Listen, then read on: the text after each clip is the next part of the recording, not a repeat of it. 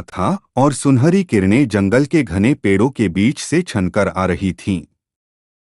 एक छोटी सी मासूम चिड़िया जिसका नाम गुड़िया था अपनी माँ के साथ घोंसले में बैठी थी। वह अभी उड़ना ठीक से नहीं सीख पाई थी, लेकिन बाहर की दुनिया को देखने का उसे बहुत शौक था। उसकी माँ ने हमेशा उसे समझाया था, बेटा जब तक पूरी तरह उड़ना न सीख लो तब तक घोंसले से बाहर मत जाना। जंगल में कई खतरे हैं। लेकिन एक दिन जब उसकी माँ दाना लेने गई थी तो गुड़िया को लगा कि वह थोड़ी देर के लिए बाहर जाकर जंगल देख सकती है। वह धीरे धीरे घोंसले से बाहर निकली और एक पतली टहनी पर बैठ गई।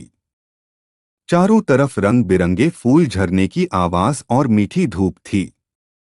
जैसे ही वह थोड़ा आगे पहुंची अचानक उसे एक हलचल महसूस हुई। झाड़ियों के पीछे से एक जोड़ी चमकती आंखें उसे घूर रही थीं। तभी झाड़ियों से एक काला भेड़िया बाहर निकला। उसकी आंखों में अजीब सी चमक थी, मानो वह किसी शिकार की तलाश में हो।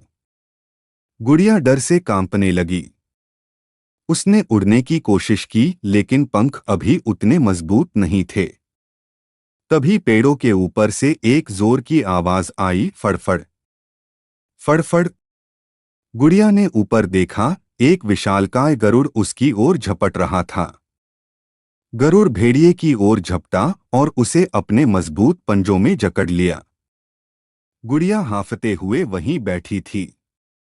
तभी उसे अपनी माँ की आवाज सुनाई दी, गुड़िया तुम ठीक तो हो? गुड़िया दौड़कर अपनी माँ के पास पहुंची और उसकी गोद में छुप गई।